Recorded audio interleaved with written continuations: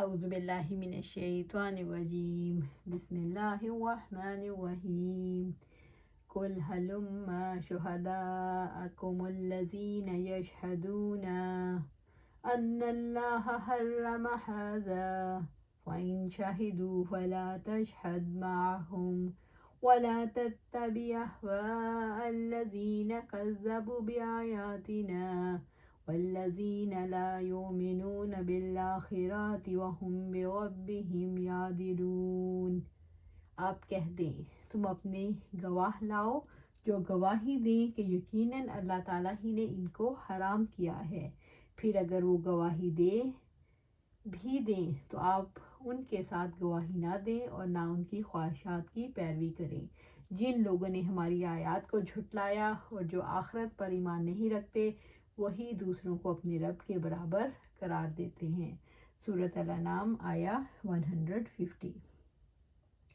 قل ہلم شہداءکم، یعنی آپ کہہ دیں ان لوگوں سے جنہوں نے اللہ تعالیٰ کی حلال کردہ چیزوں کو حرام ٹھہرا کر انہیں اللہ تعالیٰ کی طرف منسوب کیا ہے، اگر وہ گواہی دیں اس چیز کو اللہ تعالیٰ نے حرام ٹھہرایا ہے تو یا تو وہ گواہ نہیں لا سکیں گے اور ان کا دعویٰ اور دلیل باطل ثابت ہو جائے گی، یا وہ گواہ لے آئیں گے جو جھوٹی گواہی دے گا، اور جھوٹے کی گواہی قابل قبول نہیں۔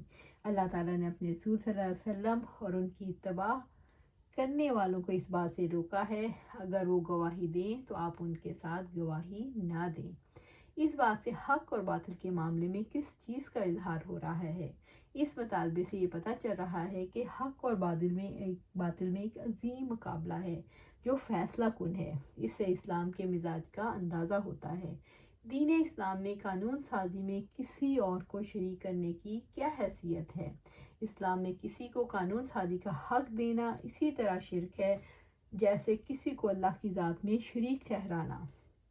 آخرت کا انکار کرنے والے ہیں، رب کے ساتھ دوسروں کو شریک کرنے والے ہیں۔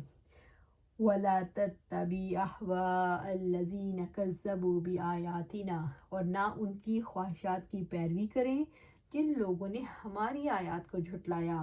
اللہ تعالیٰ نے اپنے رسول کو ان لوگوں کی پیروی سے روکا ہے جو اللہ تعالیٰ کی آیات کو جھٹلاتے ہیں، کیونکہ اللہ تعالیٰ کی آیات کو جھٹلانے والے خود اللہ تعالیٰ کو اور حق کو جھٹلاتے ہیں۔ اللہ تعالیٰ نے اپنی مخلوق میں سے بہترین ہستی کو جھٹلانے والوں کی پیروی سے روکا ہے۔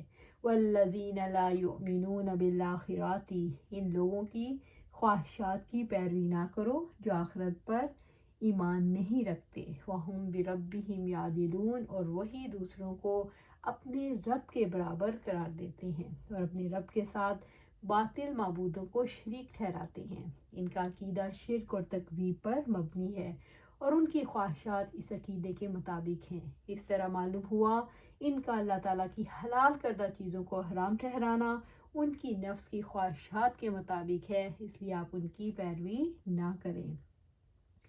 قُلْ تَعَالَوْا أَتْلُو مَا حَرَّمَ رَبُّكُمْ قُلْ تَعَالَوْا أَتْلُو مَا حَرَّمَ رَبُّكُمْ عَلَيْكُمْ أَلَّا تُشْرِكُوا بِهِ شَيْئًا وَبِالْوَالِدَيْنِ إِحْسَانًا وَلَا تَقْتُلُوا أَوْلَادَكُمْ مِنْ إِمْلَاقٍ نَحْنُ نَرْزُقُكُمْ وَإِيَّاهُمْ وَلَا تَقْرَبُوا الْفَوَاحِشَ مَا ظَهَرَ مِنْهَا وَمَا بَطَنَ وَلَا تَقْتُلُوا النَّفْسَ الَّتِي حَرَّمَ اللَّهُ إِلَّا بِالْحَقِّ ذَلِكُمْ وَصَّاكُمْ بِهِ لَعَلَّكُمْ تَعْقِلُونَ۔ آپ کہہ دیں آؤ میں پڑھ کر سناتا ہوں جو تمہارے رب نے تم پر حرام کیا ہے، یہ کہ تم اس کے ساتھ کسی چیز کو شریک نہ ٹھہراؤ اور والدین کے ساتھ نیک سلوک کرو اور اپنی اولاد کو مفلسی کے ڈر سے قتل نہ کرو۔ ہم تمہیں بھی رزق دیتے ہیں اور ان کو بھی دیں گے، اور بے حیائی کے قریب نہ جاؤ، ان میں سے جو ظاہر ہو اور جو پوشیدہ ہو، اور جس کو اللہ تعالیٰ نے حرام ٹھہرایا ہے اسے ناحق قتل نہ کرو۔ اللہ تعالیٰ نے اس کا تمہیں تاکیدی حکم دیا ہے تاکہ تم سمجھو۔ سورۃ الانعام آیا 151۔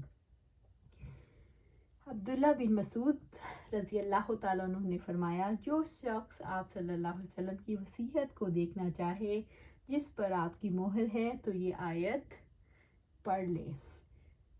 کل اللہ تعالیٰ نے اپنے نبی صلی اللہ علیہ وسلم سے فرمایا آپ ان لوگوں سے کہہ دو جنہوں نے اللہ تعالیٰ کے حلال کردہ کو حرام ٹھہرایا، تعالوا اتل ما حرم ربکم علیکم، آؤ میں پڑھ کر سناتا ہوں جو تمہارے رب نے تم پر حرام کیا ہے۔ آؤ میں اللہ تعالیٰ کی وحی کے ذریعے بتا دوں کہ اللہ تعالیٰ نے کیا چیز حرام کی ہے، یعنی کھانے پینے کی بھی اور اقوال و افعال میں بھی جو چیزیں حرام ہیں۔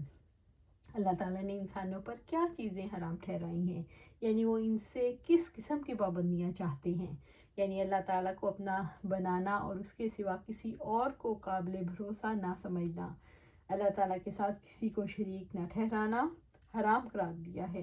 والدین کے ساتھ حسن سلوک کرنا یعنی ان کی نافرمانی کو حرام ٹھہرایا ہے۔ اولاد کو قتل نہ کرنا، بے حیائی کے کاموں کے قریب نہ جانا، قتل نہ کرنا، یتیم کے مال کے قریب نہ جانا، ناپ اور تول میں انصاف کرنا، انصاف کی بات کہنا اگرچہ زد رشتہ داری پر ہی پڑتی ہو، ایون آپ کے نفس بھی اس کے نفس کے خلاف جاتی ہو، اللہ تعالیٰ کے عہد کو پورا کرنا یعنی بدعہدی کو حرام ٹھہرایا ہے۔ اللہ تعالیٰ کی عائد کردہ پابندیوں سے انسانوں کو کیا فوائد حاصل ہوتے ہیں؟ اللہ تعالیٰ کے حرام سے یعنی ان کے عائد کردہ پابندیوں سے انسانوں کو توحید کی روشنی ملتی ہے، ان کے اجتماعی رابطے مضبوط ہوتے ہیں، ان پابندیوں سے ایک ایسا معاشرہ وجود میں آتا ہے جس میں لوگوں کے حقوق کی ضمانت ملتی ہے اور فرائض ادا کیے جاتے ہیں۔ حلال و حرام مقرر کرنا کس کا کام ہے؟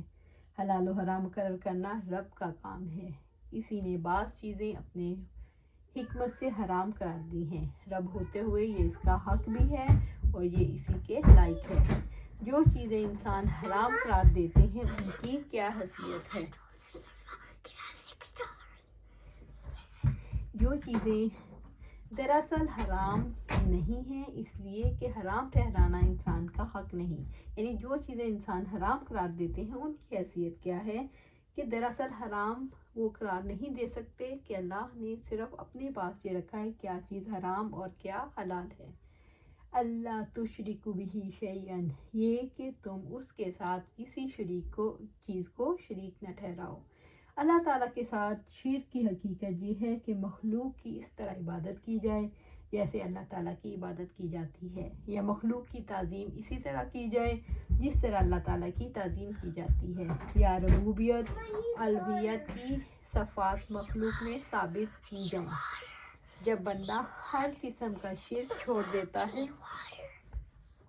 تو اپنے احوال میں موحد اور اللہ تعالیٰ کے لیے مخلص بندہ بن جاتا ہے۔ بندوں پر اللہ تعالیٰ کا یہ حق ہے کہ وہ صرف اسی کی عبادت کریں اور اس کے ساتھ کسی کو شریک نہ ٹھہرائیں۔ معاذ رضی اللہ تعالیٰ عنہ کا بیان ہے کہ مجھے آپ صلی اللہ علیہ وسلم نے 10 باتوں کی نصیحت فرمائی۔ کسی کو اللہ تعالیٰ کا ساجی نہ بنانا، خواہ تجھے قتل کر دیا جائے یا تو جلا دیا جائے، اور والدین کی نافرمانی نہ کرنا، خواہ ماں باپ تجھے تیری بیوی اور تیرے مال سے تعلق منتقع کرنے کے لیے کا حکم دیں۔ ابن مسعود رضی اللہ تعالیٰ عنہ کی روایت ہے، ایک شخص نے عرض کیا یا رسول اللہ صلی اللہ علیہ وسلم، اللہ کے نزدیک سب سے بڑا گناہ کون سا ہے؟ فرمایا تو کسی کو اللہ کا مثل قرار دے باوجود یہ کہ تجھے پیدا اللہ تعالیٰ ہی نے کیا۔ سائل نے عرض کیا، اس کے بعد فرمایا اس اندیشے کی وجہ سے اولاد کو قتل کر دینا کہ وہ تیرے ساتھ تیرے کھانے میں شریک ہو جائے گی۔ انسان سب کی غلامی کی نفی کر کے ایک اللہ تعالیٰ کے ساتھ کیسے جڑتا ہے؟ انسان ایک اللہ تعالیٰ کے سوا کسی کو قابل اعتماد نہ سمجھ کر اللہ تعالیٰ سے جڑ جاتا ہے۔ انسان اس رب کے سوا کسی سے امیدیں نہ باندھ کر اللہ تعالیٰ سے جڑ جاتا ہے۔ انسان اس کی بڑائی کے سوا کسی کی بڑائی کو تسلیم نہ کر کے اللہ تعالیٰ سے جڑ جاتا ہے۔ انسان اس کے سوا کسی سے نہ ڈر کر اللہ تعالیٰ سے جڑ جاتا ہے۔ انسان اسی سے شدید محبت کر کے اللہ تعالیٰ سے جڑ جاتا ہے۔ وَبِالْوَالِدَيْنِ إِحْسَانًا، اور والدین کے ساتھ نیک سلوک کرو۔ رب العزت نے حکم دیا ہے کہ والدین کے ساتھ حسن سلوک کے لیے ان سے تکریم سے بات کریں۔ ہر وہ کام حسن سلوک ہے جس سے والدین کو فائدہ حاصل ہو یا انہیں خوشی ہو۔ اپنے اقوال حسنہ اور افعال جمیلہ کے ذریعے اپنے والدین سے حسن سلوک کرو۔ ہر وہ قول و فعل جس سے والدین کو کوئی فائدہ حاصل ہو یا اس سے مسرت حاصل ہو تو یہ ان کے لیے حسن سلوک ہے۔ حسن سلوک کا وجود نافرمانی کی نفی کرتا ہے۔ رب العزت کا فرمان ہے وَقَضَىٰ رَبُّكَ أَلَّا تَعْبُدُوا إِلَّا إِيَّاهُ بِالْوَالِدَيْنِ إِحْسَانًا إِمَّا يَبْلُغَنَّ عِندَكَ الْكِبَرَ أَحَدُهُمَا أَوْ كِلَاهُمَا فَلَا تَقُل لَّهُمَا أُفٍّ وَلَا تَنْهَرْهُمَا وَقُل لَّهُمَا قَوْلًا كَرِيمًا۔ اور آپ کے رب نے فیصلہ کر دیا کہ تم اس کے سوا اور کسی کی عبادت نہ کرو اور والدین کے ساتھ اچھا سلوک کرو۔ اگر آپ کے پاس ان دونوں میں سے ایک یا دونوں بڑھاپے کو پہنچ جائیں تو ان دونوں کو اف تک نہ کہو اور نہ ہی ان کو جھڑکو اور ان سے عزت والی بات کرو۔ بنی اسرائیل، سورہ بنی اسرائیل اور آیا 23۔ وَوَصَّيْنَا الْإِنسَانَ بِوَالِدَيْهِ حَمَلَتْهُ أُمُّهُ وَهْنًا عَلَى وَهْنٍ وَفِصَالُهُ فِي عَامَيْنِ أَنِ اشْكُرْ لِي وَلِوَالِدَيْكَ إِلَيَّ الْمَصِيرُ وَإِنْ جَاهَدَاكَ عَلَىٰ أَن تُشْرِكَ بِي مَا لَيْسَ لَكَ بِهِ عِلْمٌ فَلَا تُطِعْهُمَا وَصَاحِبْهُمَا فِي الدُّنْيَا مَعْرُوفًا وَاتَّبِعْ سَبِيلَ مَنْ أَنَابَ إِلَيَّ ثُمَّ إِلَيَّ مَرْجِعُكُمْ فَأُنَبِّئُكُم بِمَا كُنتُمْ تَعْمَلُونَ۔ اور ہم نے انسان کو اس کے والدین کے بارے میں وصیت کی۔ اس کی ماں نے دکھ پر دکھ اٹھا کر اسے اٹھایا اور اس کا دودھ چھڑانا 2 سال میں ہے۔ میرا شکر ادا کرو اور اپنے والدین کا بھی، میری طرف ہی لوٹ کر آنا ہے۔ اور اگر دونوں تجھ پر دباؤ ڈالیں کہ میرے ساتھ تو کسی کو شریک کرے جس کا تجھے علم بھی نہیں، پھر ان دونوں کی اطاعت نہ کرو اور دنیا میں ان دونوں کے ساتھ اچھے طریقے سے رہو اور اس کے راستے پر چلو جس نے میری طرف رجوع کیا، پھر میری طرف ہی تمہارا پلٹنا ہے تو میں تمہیں بتاؤں گا جو کچھ تم عمل کیا کرتے تھے۔ سورۃ لقمان آیا 14 اور 15۔ عبداللہ بن مسعود فرماتے ہیں کہ میں نے آپ صلی اللہ علیہ وسلم سے پوچھا کون سا عمل سب سے افضل ہے؟ فرمایا وقت پر نماز پڑھنا۔ میں نے پوچھا پھر کون سا؟ فرمایا والدین سے حسن سلوک کرنا۔ میں نے پوچھا پھر کون سا؟ فرمایا جہاد فی سبیل اللہ۔ ابو ہریرہ رضی اللہ تعالیٰ عنہ ایک روز رسول اللہ صلی اللہ علیہ وسلم نے 3 مرتبہ فرمایا یعنی ذلیل ہو گیا، ذلیل ہو گیا، ذلیل ہو گیا۔ صحابہ کرام نے عرض کیا یا رسول اللہ صلی اللہ علیہ وآلہ وسلم کون ذلیل ہو گیا؟ فرمایا وہ شخص جس نے اپنے ماں باپ کو یا ان میں سے ایک کو بڑھاپے کے زمانے میں پایا پھر وہ جنت میں داخل نہ ہوا۔ مطلب یہ ہے کہ بڑھاپے کے زمانے میں والدین کی خدمت سے جنت کا ملنا یقینی ہے۔ بڑا محروم و ذلیل ہے وہ شخص جس نے اتنی سستی جنت کو ہاتھ سے کھو دیا، یعنی اتنی سستی جنت کو اپنے ہاتھ سے کھو دیا۔ سستی اس لیے کہ والدین جو اولاد پر طبعی طور سے خود ہی مہربان ہوتے ہیں وہ ذرا سی خدمت سے بہت خوش ہو جاتے ہیں۔ ان کا خوش رکھنا کسی بڑے عمل کا محتاج نہیں۔ اور بڑھاپے کی قید اس لیے کہ جس وقت والدین تندرست اور قوی ہیں اور اپنی ضروریات خود پوری کرتے ہیں بلکہ اولاد کی بھی مالی اور جانی امداد کر دیتے ہیں، اس وقت تو نہ خدمت کے وہ محتاج ہیں نہ خدمت کا کوئی خاص وزن ہے۔ قابل قدر خدمت اس وقت ہی ہو سکتی ہے جب وہ بڑھاپے کی وجہ سے محتاج ہوں۔ اللہ تعالیٰ نے اولاد کو والدین سے حسن سلوک کی وصیت کیوں کی ہے؟ اللہ تعالیٰ نے انسان پر والدین اور اولاد سے زیادہ رحم کرنے والا ہے، اس لیے والدین کے بارے میں اولاد کو ذمہ داریاں پوری کرنے کی وصیت کی۔ والدین سے حسن سلوک کا معاملہ انسان کے لیے امتحان کیسے بن جاتا ہے؟ والدین سے حسن سلوک مفاد کی بنیاد پر نہیں، حق پہچاننے کی بنیاد پر ہوتا ہے۔ انسان کو دوستوں اور بیوی بچوں کی محبت والدین سے دور کرنے کا سبب بنتی ہے اور یہ معاملہ انسان کے لیے امتحان بن جاتا ہے۔ والدین سے حسن سلوک ہی بتاتا ہے کہ انسان اللہ تعالیٰ کے دین کو باتوں کی سطح پر اختیار کر رہا ہے یا عمل کی سطح پر۔ وَلَا تَقْتُلُوا أَوْلَادَكُمْ مِنْ إِمْلَاقٍ نَحْنُ نَرْزُقُكُمْ وَإِيَّاهُمْ۔ اور اپنی اولاد کو مفلسی کے ڈر سے قتل نہ کرو، ہم تمہیں بھی رزق دیتے ہیں اور ان کو بھی دیں گے۔ قتل اولاد سے روکنے کے لیے اللہ تعالیٰ نے کیسے قائل کیا؟ اولاد کے بارے میں مفلسی سے نہ ڈرو، یعنی رزق کی تنگی کی وجہ سے اپنی اولاد کو قتل نہ کرو۔ ہم تمہیں بھی روزی دیتے ہیں اور انہیں بھی، یعنی رزق کی ذمہ داری تو رب کی ہے، تم تو اپنے آپ کو بھی رزق عطا نہیں کر سکتے۔ اولاد جب کمزور ہو تو ان کے بارے میں اپنی ذمہ داریاں پوری کرو، تنگی محسوس نہ کرو۔ وَلَا تَقْرَبُوا الْفَوَاحِشَ مَا ظَهَرَ مِنْهَا وَمَا بَطَنَ، اور بے حیائی کے قریب نہ جاؤ، ان میں سے جو ظاہر ہو اور جو پوشیدہ ہو۔ فواحش کیا ہوتے ہیں؟ ہر وہ بات فحش کے دائرے میں آتی ہے جو حد سے بڑی ہوئی ہو۔ قتل نفس بھی فحش کام ہے، یتیم کا مال کھانا بھی فحش کام ہے، اللہ تعالیٰ کے ساتھ شریک بھی فحش کام ہے۔ یہاں اس آیت میں فحش سے مراد زنا ہے۔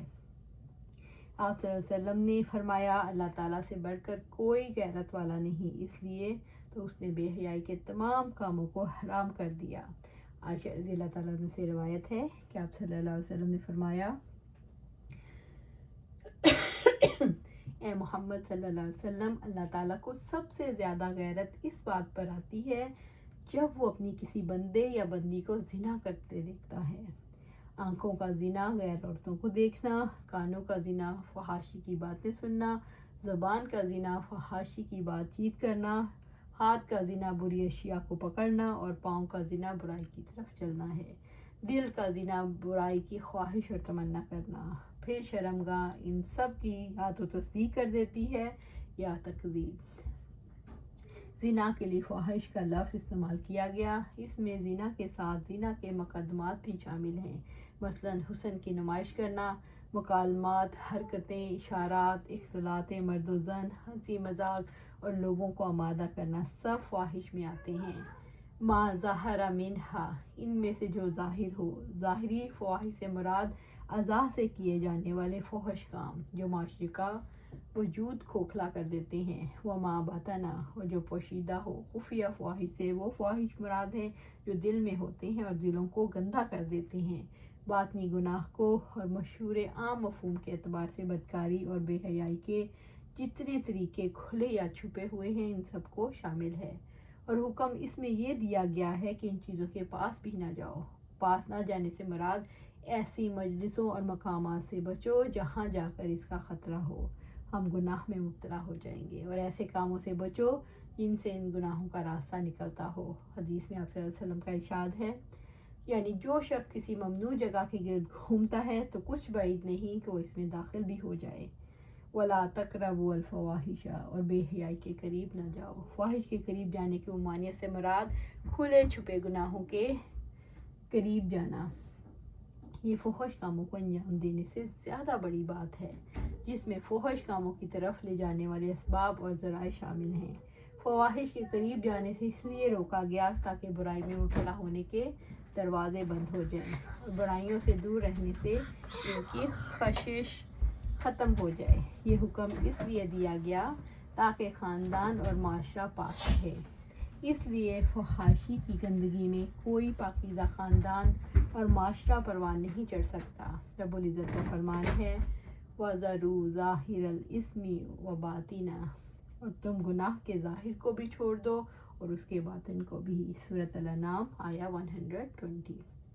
اللہ تعالی نے فحش سے بچنے کے لیے نکاح کا طریقہ جاری فرمایا۔ آپ صلی اللہ علیہ وسلم نے فرمایا 4 چیزیں انبیاء کے طریقے زندگی والی ہیں: حیا، عطر لگانا، مسواک کرنا، نکاح کرنا۔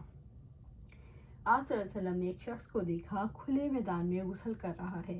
آپ منبر پر تشریف لے گئے اور اللہ تعالیٰ کی حمد و ثنا کے بعد فرمایا بلا شبہ اللہ تعالیٰ شرم والا ہے، چھپا ہوا ہے، شرم کرنے کو پسند فرماتا ہے، سو تم میں سے جب کوئی شخص غسل کرے تو پردہ کرے۔ ابن عمر رضی اللہ تعالیٰ عنہ سے روایت ہے کہ آپ صلی اللہ علیہ وسلم نے فرمایا بلا شبہ حیا اور ایمان دونوں ساتھ ساتھ ہیں، سو جب ان میں سے ایک اٹھایا جاتا ہے تو دوسرا بھی اٹھا لیا جاتا ہے۔ وَلَا تَقْتُلُوا النَّفْسَ الَّتِي حَرَّمَ اللَّهُ إِلَّا بِالْحَقِّ، اور جس کو اللہ تعالیٰ نے حرام ٹھہرایا اسے ناحق قتل نہ کرو۔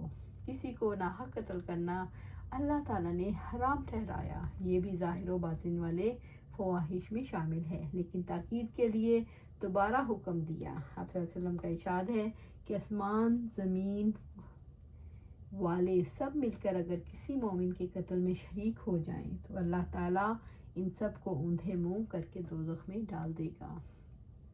اس حکم سے مراد مسلمان جان ہے، یعنی اس کو قتل کرنا حرام ہے، خواہ بچہ ہو یا بڑا، مرد ہو یا عورت، نیک ہو یا بد۔ کافر جان کو قتل کرنا بھی ناحق ہے، معاہدات کی وجہ سے وہ معصوم ہوتے ہیں۔ مسلمان کی تو بہت بڑی شان ہے۔ آپ صلی اللہ علیہ وسلم کا ارشاد ہے، جو شخص میری امت پر تلوار لے کر نکلا، جو نیک اور بد کو مارتا چلا جاتا ہے اور ان کے قتل سے پرہیز نہیں کرتا، اور جو معاہدہ والے کا عہد پورا نہیں کرتا، تو ایسا شخص مجھ سے نہیں اور نہ میں اس سے ہوں۔ کسی انسان کا قتل کیوں جائز نہیں؟ انسانی جان قابل احترام ہے۔ ایک انسان کا قتل گویا نسل انسانی کا قتل ہے۔ اس اصول کے تحت انسانی زندگی کو بقا نصیب ہوتی ہے۔ کسی انسان کی جان لینا کیسے جائز ہو جاتا ہے؟ جب کوئی اللہ تعالیٰ کا مجرم بن جائے تو مخصوص شرائط کے ساتھ اس کی جان لی جا سکتی ہے۔ ذالکم وصاکم بہ لعلکم تعقلون، اللہ تعالیٰ نے اس کا تمہیں تاکیدی حکم دیا ہے کہ تم سمجھو، یعنی اللہ تعالیٰ کی وصیت کو سمجھو، اس کی حفاظت کرو، رعایت کرو، اس کو قائم کرو۔ یہ آیت کریمہ دلالت کرتی ہے کہ بندہ اپنی عقل کے مطابق ان امور کو قائم کرتا ہے جن کا اللہ تعالیٰ نے حکم دیا۔ اس وصیت کے ذریعے تمام احکامات کو اللہ تعالیٰ کی ذات سے وابستہ کیا جا رہا ہے۔ اس طرح یہ ثابت کیا جا رہا ہے قانون اللہ تعالیٰ ہی دے سکتا ہے۔ اسی طرح اسلامی معاشرے میں قانون کو محترم بنا دیا گیا۔ تو اب کرنے کا کام یہ ہے کہ ہمارے ارد گرد تو معاشرہ بہت دور جا چکا ہے، شرم و حیا کا جنازہ نکل چکا، تو کرنے کا کام یہ ہے کہ ہم خود اس کو واپس لے کے آئیں۔ اب تو کسی بھی اسلامی ملک میں بھی یہ قانون رائج نہیں، ہر جگہ سیل فون کے ساتھ آپ کہیں بھی جا سکتے ہیں، کچھ بھی کر سکتے ہیں۔ تو اللہ سبحانہ تعالیٰ سے دعا ہے اور کوشش کرنی ہے کہ سب سے پہلے اپنے آپ کو شرم و حیا کا پابند کریں اور ایسی ویب سائٹ، ایسی جگہ پر نہ جائیں جس سے آنکھوں کا زنا ہو، کانوں کا زنا ہو، کوئی بھی ایسی بات، فحش بات، ان سب چیزوں سے بچنا ہے، خود بھی بچنا ہے، بچوں کو بچانا ہے اور آہستہ آہستہ رول ماڈل بننا ہے تاکہ لوگ واپس حیا کی طرف آئیں۔ اللہ سبحانہ تعالیٰ ہمیں اس پر راستے پر چلائے، حیا کی زندگی گزارنے کی توفیق عطا فرمائے اور اس پر ہمیں جمع دے۔ آمین یا رب العالمین۔